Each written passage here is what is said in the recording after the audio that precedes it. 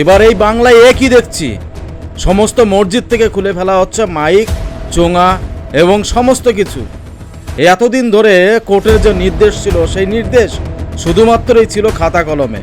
আর পালা বদলের পরেই এবার সেসব মসজিদ কর্তৃপক্ষ যারা রয়েছেন তারা তাদের নিজের ইচ্ছায় মাইকে সাউন্ড কমানো থেকে শুরু করে মাইকই খুলে ফেলছেন এবার মসজিদ থেকে। দেখুন, হাইকোর্টের এই যে নির্দেশ, শব্দ নিয়ন্ত্রণ বিধি, সেটা কিন্তু আজকের নয়। এই বাংলায় পালা বদলের বহু বছর আগেই হাইকোর্টের বিচারপতি একজনা, তিনি ছিলেন ভগবতী বন্দ্যোপাধ্যায়, তিনি পরিষ্কার নির্দেশ দিয়েছিলেন যে নির্দিষ্ট ডেসিমেলের নিচে এই সাউন্ড রাখতে হবে। কিন্তু কে কার তোয়াক্কা করে? সকালে ঘুম থেকে উঠে শুরু করে দুপুরবেলা, রাত্রেবেলা, যখন খুশি বাধ্য হয়ে শুনতে হতো সাধারণ মানুষের এই আওয়াজ।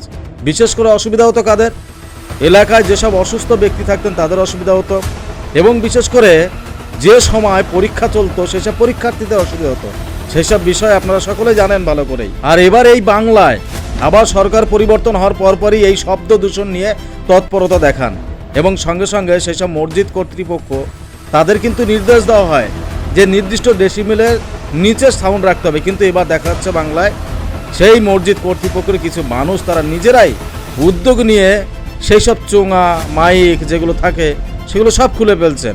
সত্যিই তারা হয়তো বুঝতে পেরেছেন, আর এই ধরনের কাজ যে তারা নিজে থেকে করছেন, সত্যি একটা দায়িত্বশীলতার পরিচয় দিয়েছেন তারা। কিন্তু প্রশ্নটা কিন্তু শুধু মাত্র একটি জায়গায় আটকে নেই। আপনারা যদি লক্ষ্য করেন তাহলে দেখবেন বিভিন্ন রক্তদান শিবির থেকে শুরু করে বিভিন্ন ধর্মীয় অনুষ্ঠান, এমনকি রাজনৈতিক যে কোনো অনুষ্ঠান, ডিজে পর্যন্ত বাজানো হয় অনুষ্ঠানে, ধর্মীয় অনুষ্ঠানে। এবং সেই অনুষ্ঠানের জন্যে সেই অনুষ্ঠানের চারিপাশে, উত্তর দক্ষিণে চারিদিকে 2 কিলোমিটার 3 কিলোমিটার দূর দূর পর্যন্ত চোঙাও লাগাতে দেখা যায়, অর্থাৎ মাইক লাগাতে দেখা যায়। সেই আওয়াজ এতটা পরিমাণে লাউডে স্পিকারে বাজানো হয়, যেটা আপনার পছন্দ হোক বা না হোক আপনার শুনতে হয় বাধ্য হয়ে।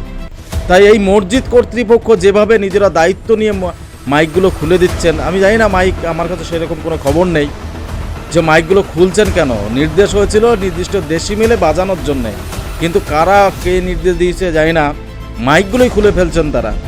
খুব ভালো উদ্যোগ নিয়েছেন, দায়িত্বশীলতার পরিচয় দিয়েছেন। শুধুমাত্র একটি বিশিষ্ট ধর্মীয়র ক্ষেত্রে এটা প্রযোজ্য নয়, সরকার কিন্তু অন্য অন্য ধর্মীয় ক্ষেত্রেও কিন্তু এই সাউন্ড নিয়ন্ত্রণের, অর্থাৎ শব্দ নিয়ন্ত্রণের জন্য কড়া নির্দেশ জারি করেছেন। তাই আশা করাই যায় যে সমাজে সমস্ত রকম ধর্মীয় অনুষ্ঠান বা সামাজিক অনুষ্ঠানে এই শব্দ নিয়ন্ত্রণে সকলে এই নিয়মবিধি যে কোর্টের নির্দেশ সেটি মেনে চলবে। তাই আপনাদের মূল্য মতামত আপনারা অবশ্যই কমেন্ট সেকশনে রেখে যাবেন। ভালো থাকবেন, সুস্থ থাকবেন। রাধে রাধে, জয় শ্রীকৃষ্ণ।